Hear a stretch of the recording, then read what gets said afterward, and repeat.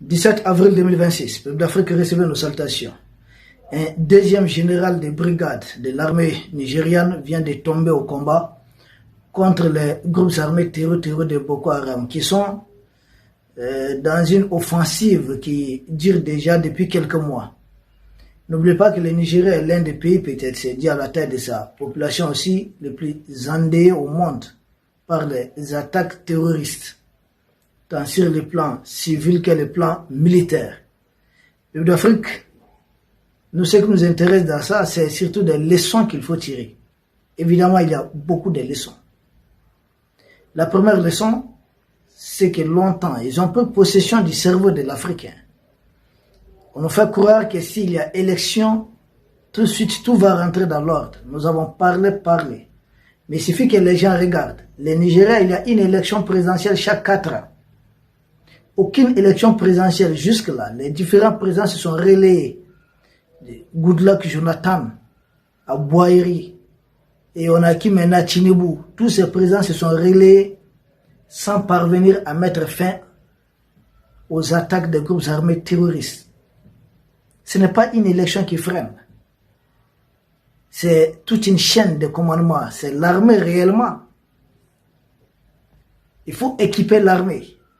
Il faut que des militaires soient bien formés. Il faut avoir des bons renseignements. Il faut avoir de très bons partenaires. Il faut avoir un peuple qui comprend. Mais quand on est ami avec les fabricants de terreau, là, ça interpelle. Ça reste à désirer. Et il n'y a pas longtemps, c'est hier même, nous avons enregistré une vidéo. Nous avons d'ailleurs apprécié la décision des pays de l'Est de ne pas participer à l'exercice Flintlock qui a lieu en Côte d'Ivoire. Parce que ça ne sert à rien. Comment est-ce que des fabricants de terreau vont former les victimes de terreau à se défendre contre les mêmes groupes terreau? Ça n'a pas de sens. C'est une incohérence. Aujourd'hui, le Nigeria, on a qui? On a l'oncle Sam. On a ceci. L'oncle Sam, c'est qu'il vient de faire en Iran, tout le monde l'a vu. Ce qu'ils ont fait au Venezuela, ils ont partout, ils disent qu'ils veulent du pétrole.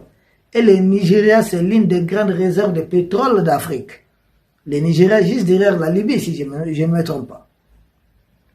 Donc, si c'est la deuxième réserve de pétrole d'Afrique, ils veulent le Nigeria.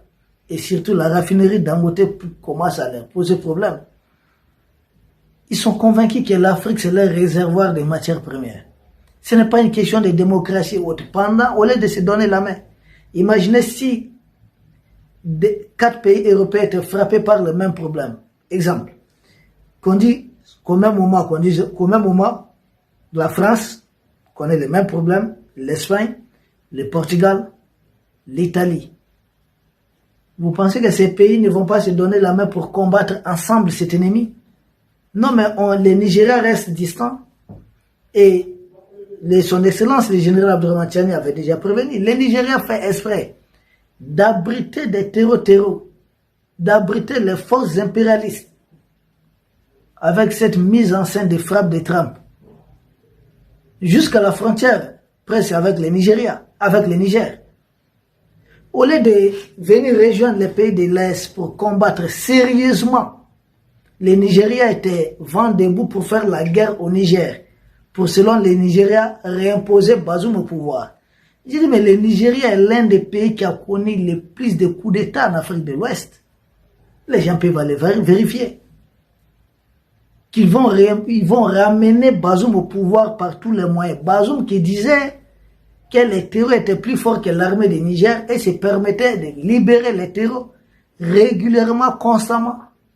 Ce qui cassait non seulement le moral de l'armée, mais il payait, les terroristes bénéficiaient des choses. Et les mêmes terreaux allaient combattre les Nigériens parce que il y a Boko Haram qui attaque le Niger, les mêmes Boko Haram attaquent aussi les Nigériens. L'ISWAP qui est au Nigeria, l'équivalent de ces groupes ici dans l'espace aérien, c'est l'État islamique. Donc nous sommes à peu près dans les mêmes scénarios. Ils ont juste changé les noms des groupes. Ce sont les mêmes personnes qui ont les mêmes bailleurs. Ce sont les mêmes patrons qui sont derrière. Si les ennemis font bloc, qu'est-ce qui empêche les victimes de faire bloc?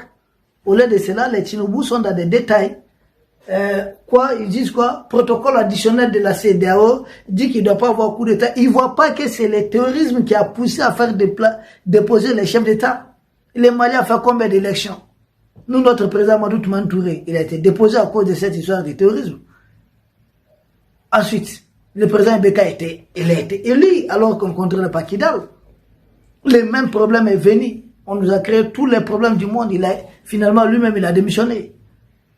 Entre les mains de l'armée. Ils ont été les chercher, il a accepté de rendre sa démission. C'est le même scénario. Au lieu de traiter les problèmes, on nous dit non, traiter d'abord la question électorale. Si la question électorale doit venir à bout du terrorisme. Mais les Nigériens n'allaient pas connaître le terrorisme. Mais pourquoi les Nigériens sont frappés de plein fouet par le terrorisme? C'est la même chose au niveau de la RD Congo. Parce que, que ce soit les pays de l'Est, les Nigériens, la RDC, c'est des pays qui sont vachement riches. La RD Congo a fait combien d'élections alors que la situation perdure? Depuis que Mobutu a été renversé, Laurent Désiré Kabila est arrivé, la même rébellion continue. Son fils est arrivé, Joseph Kabila, la même rébellion continue. Les élections, la même rébellion continue. On dit non, mais maintenant il faut élire notre président, Félix Tshisekedi est arrivé, la même rébellion continue. Les pays perdent même des villes clés.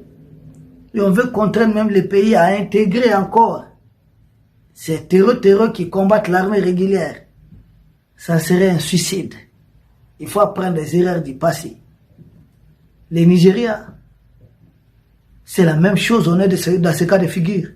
Mais vous posez la question, c'est de la manipulation, cette question de démocratie occidentale en Afrique. On est en train de faire dormir les Africains. On dit, on apprend au Nigeria, ne vous soulevez jamais, vous soulevez, ça serait un crime contre la Constitution, mais en lieu et place, on garde des chefs d'État qui sont en train de faire venir les patrons des terreurs pour qu'ils aident bien les terreurs contre l'armée et le peuple nigérien. Des étudiants viennent même d'être enlevés. C'est de n'importe quoi. Macron reçoit Gazouani. Les Gazouani, là, ce sont eux qui ont fait le coup d'État dans les années 2008 en Mauritanie. Ce n'est pas une question d'élection et autres là. En quoi la fameuse démocratie se résume à des questions électorales? Non, mais on est en train de berner, de manipuler les Africains. Et les Nigérians sont en train de dormir. Et là, nous sommes une démocratie, mais vous n'avez rien compris. Vous êtes la bombe contre vous-même.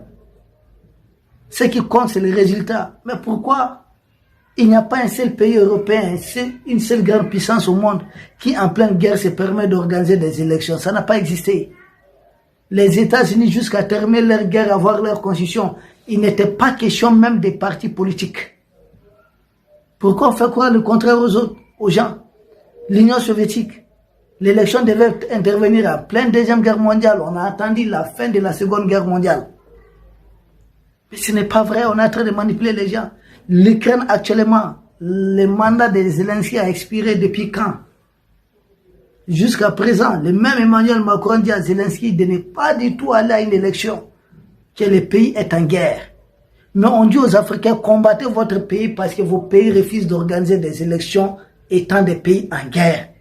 Et ce sont eux qui sont intelligents ou bien ce sont ces Africains qui sont les moins intelligents? Voici tout le problème qui a été posé.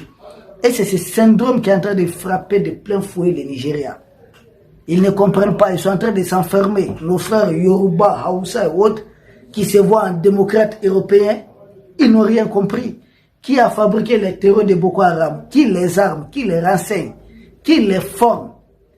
Qui leur donne des ordres d'attaquer telle cible ou telle autre cible? Qui a fait infiltrer l'armée nigériane de renseignement de Boko Haram? Parce qu'ils sont là jusqu'au niveau des forces de défense et de sécurité. La RD Congo, quand se défendait contre M23, un général qui allait sur le terrain, il est assassiné. Parce que qui fait l'information de la présence du général sur le front? Il faut dégager ces impérialistes. Nous avons des généraux qui partent sur le terrain. Des colonels, des hauts gradés de l'armée malienne ou de l'espace AIS sur le terrain. Mais on n'a pas les espions ici à l'intérieur. Si j'ai dit les espions, c'est-à-dire les impérialistes là, les armées, les sponsors étatiques étrangers des terreurs. ne sont pas dans nos services de renseignement et autres. Nous tenons nous-mêmes notre appareil de renseignement.